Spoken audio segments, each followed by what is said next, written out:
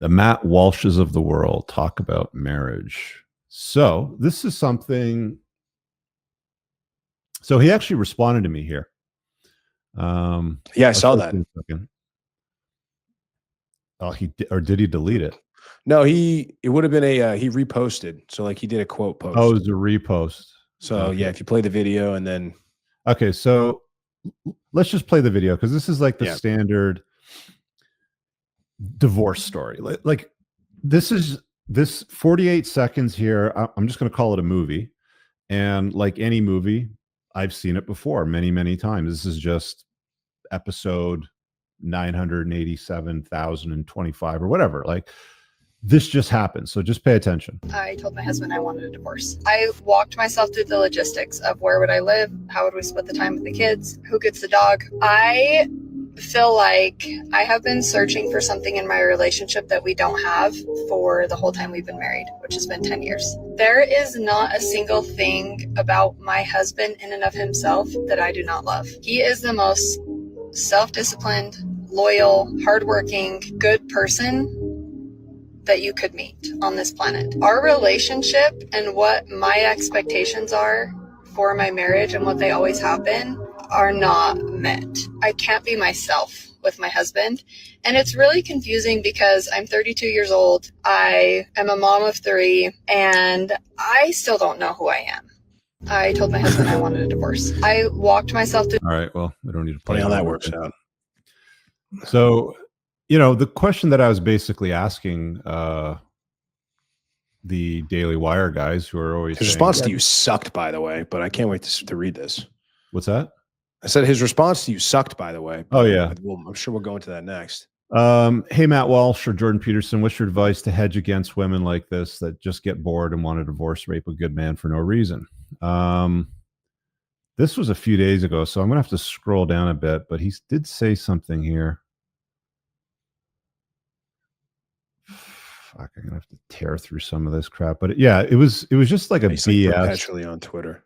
It's just a BS set of lyrics that just didn't make any sense. Like he didn't know what he was talking about. And don't get me wrong, like I actually like a lot of his takes on stuff. Like his "Am I racist?" and "What is a woman?" shit is fucking hilarious. It's really just, I mean, here it is. Okay, so he goes, if you want me to give you an absolute perfect ironclad recipe to avoid ending up with a scumbag list like this, I can't. Nobody can. But this woman clearly has no character, no integrity, no loyalty, and cares about nothing other than herself. The chances are very, very high that she was like this when they met. I know a few people who have turned into narcissistic assholes out of nowhere. Most narcissistic assholes have been that way their entire adult lives and before. So my primary, though not only answer, is to look out for the extremely obvious warning signs of a narcissistic asshole and don't marry that kind of person. I would bet the farm that chick did not behave like a narcissistic asshole before they got married.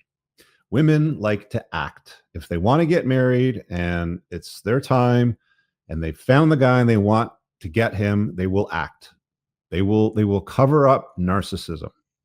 It'll look like something completely different to the guy and he won't know how to spot it. And then I said to him, is that all, Matt? Basically. I said, it's a start.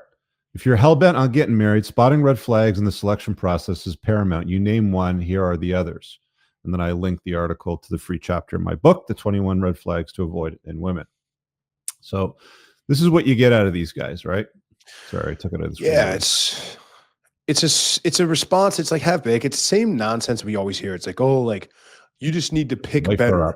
Or like, oh, you just need to choose better, man. Or it's like, oh, like I found a unicorn. Sorry for you. I mean, how many times do we have to see this where, a woman is in love with a guy or thinks he's the best thing ever. And then slowly but surely over a long enough timeline, she beta-tizes him or whatever it might be, or guys don't understand the red flags, but it's women change and they can change and they choose to change for any reason that they want. Like they get bored and they just want to go look for other things and they call it neglect or they call it emotional abuse or financial abuse or whatever. They meet a guy that says, hey, like, no, you're not going to do that. Hey, I'm not going to allow that. Like, that's not how things are going to go. And she's willing to torpedo a marriage where she's 32 and has 3 kids and thinks that there's better out there for her. And Yeah. it's just, you're going to break up an entire family because you got a little bit bored.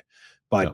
it's just the same stupid, tired TradCon advice. Like, 80% of divorces are better. initiated by women. So it's Women, like, are all women of these get divorced guys for whatever choosing reason they want? the There's no wrong fault woman? divorce. They don't care. Right. So it's like, oh, you're all choosing the wrong women. So it's just like, okay, so if that's your answer, Matt, then what are the right women? Like, what's the right thing? He doesn't have, and that's not the answer. It's like, even guys that have had the most Christian sort of traditional marriages, like, there's guys in this space that have gotten divorced even after hammering this traditional conservative Christian marriage and these Christian marriage ideals. Steven Crowder, Tanner Guzzi, like, I mean, you know, there's plenty of guys out there that have talked and that preach about Mormon, this stuff. 7 or 8 kids or something like that. She's like, nope, I'm going to get divorced. Still bounced on. Well, pregnant. Shout out to Tanner. I like his stuff, but it's just like, it is what it is. So it's just, none of these terribly guys half-baked advice. They're never like, sorry, Rich, you were right. No, of course they're not going to. All right, guys, I really hope that you enjoyed that clip. If you want to check out the full-length podcast episode, you can find that right over here. Also, make sure you visit my website over here where you'll find my supplements, the opportunity to book me privately one-on-one for coaching, and most importantly, my new School of Unplugging, which you'll find on the Courses tab. Newer to the channel? Hit subscribe.